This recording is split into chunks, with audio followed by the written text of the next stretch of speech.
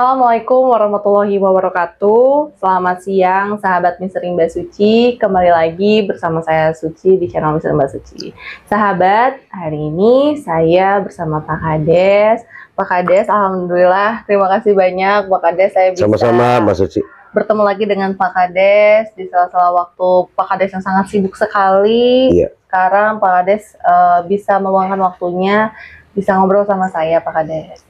Pak Kades, sebelumnya saya turut berduka cita Terima kasih, Mas. atas kejadian yang menimpa warganya Pak Kades.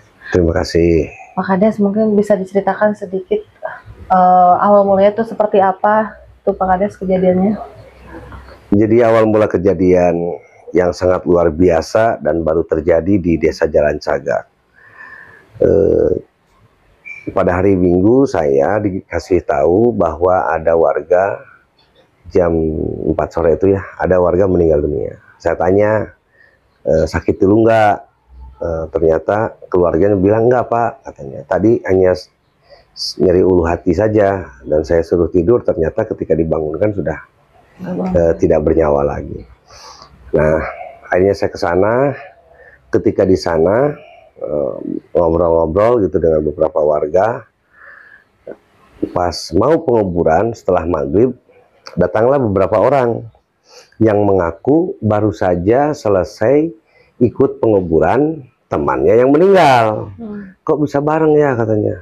Padahal kemarin bareng-bareng gitu. Nah, di sanalah baru keluar bahwa minum bareng, ya minum minuman keras bareng. Nah, terbuka juga ada warga yang bilang, Pak Kades ada di Budihay juga tadi siang katanya meninggal 2 orang sekaligus gitu kan. Wah, yang benar berarti ini gara-gara miras oplosan. Akhirnya saya bersama Sekdes waktu itu ngobrol dan kami akan bergerak ya mencari solusi. Waktu itu solusinya berarti dengan datang dulu ke Polsek untuk mendatangi toko-toko miras, warung-warung miras itu. Nah, setelah itu kami dengar lagi bahwa ada 2 warga kami yang kritis. Ternyata 2 warga ini yang kritis sama TKP-nya ya di hajatan. Jadi ada beberapa TKP Mbak Suci. TKP hajatan ini warga kami membeli minumannya di salah satu warung yang ada di daerah wilayah Tambakan. Nah, kemudian dibawa ke sana ke hajatan. Nah, di hajatan itu mereka minum bareng. Itu sebanyak 8 orang kalau tidak salah di TKP hajatan itu. Ada juga sebelum kejadian ini hari Sabtu, hari Jumat dan hari Sabtu suami istri. Ini TKP-nya beda dan yang Budihay juga 2 orang kan beda TKP-nya. Jadi ternyata diduga warung inilah yang menjual miras yang menyebabkan orang-orang itu tewas. Nah, di sanalah ketika yang warga kami yang 2 orang itu kemudian diperiksa di puskesmas, dirujuk ke RSUD Cereng, tidak kuat, akhirnya meninggal. Nah, setelah meninggal itu barulah warga kami sudah tidak terkendali ini. Nah, saya sudah sama Pak Camat bilang, ayo nanti besok kita jam 9 kita tutup aja, kita segel semua. Akhirnya saya suruh bikin spanduk kepada Ketua Karang Taruna penutupan penyegelan semua. Tapi ternyata mungkin warga sudah geram karena banyak yang meninggal, akhirnya dirusak semua. Dirusak sama warga pada Minggu malam Senin. Gitu. Tapi kalau untuk saat ini jumlah korban berapa Pak? Jumlah total korban dengan yang orang luar Desa Jalan Cagak itu ada 18 yang meninggal. 18 orang. Jadi yang 15 orang meninggal di RSUD Cereng, yang 3 orang tidak dibawa ke RSUD. Tapi kalau yang kritis gitu? Yang kritis tinggal 1 lagi.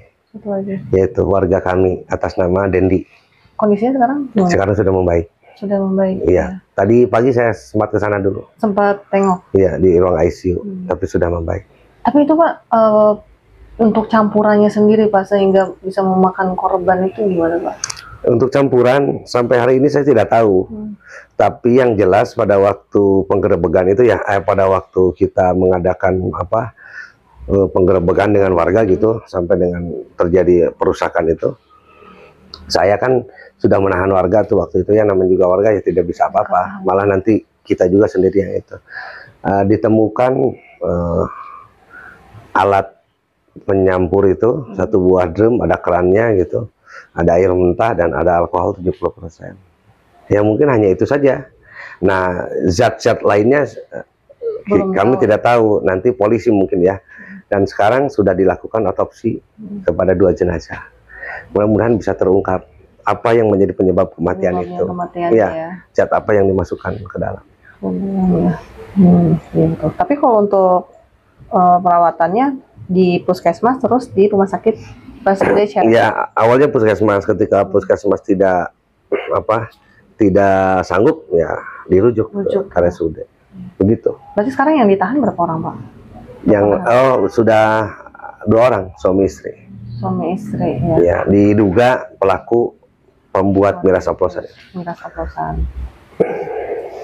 Dengan kejadian ini ya Pak Kades, apakah pihak desa sudah pernah antisipasi dengan keberadaan pedagang miras dan apakah sudah pernah koordinasi dengan keamanan minimal Polsek Jalan Cagak agar bisa dilakukan operasi miras?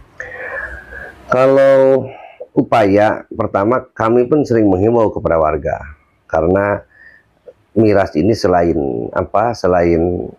merusak kesehatan, haram hukumnya menurut agama Islam. Nah, kemudian yang namanya warga kan ada yang nakal-nakal, ada yang bisa juga kita ingatkan, ada yang tidak. Terus kami sering koordinasi dengan pihak Satpol PP untuk sering mengadakan razia. Kami juga sering koordinasi dengan pihak Polsek untuk mengadakan razia. Tapi itulah lagi-lagi ketika razia dilaksanakan mungkin bocor, sudah tutup. Nah, ketika tutup kan petugas tidak bisa apa-apa, harus gimana lagi? Itu sebenarnya. Dan informasinya juga katanya yang kayak yang beli gitu tuh ada yang di bawah umur juga, Pak. Iya, menurut informasi ada seperti itu. Makanya kemarin pihak polisi mencari CCTV yang hilang dekodernya. CCTV yang hilang dekodernya dicari oleh polisi untuk membuktikan bahwa penjualan mereka itu seperti apa. Gitu, penjualannya jorok nggak gitu. Karena mungkin terjangkau juga kalau ya Pak, informasi kan ada 10.000. Ada ya, iya ada yang 15 katanya. Saya nggak tahu, saya nggak pernah beli. Iya benar-benar Pak.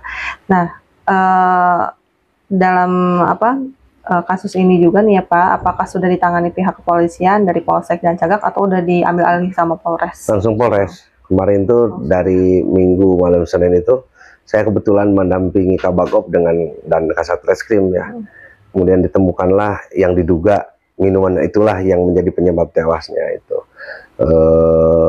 Langsung ditangani oleh pihak Polres karena ini merupakan kejadian yang luar biasa. Bukan 1-2 nyawa saja, tapi sampai dengan belasan orang. Nah, makanya ini tanggung.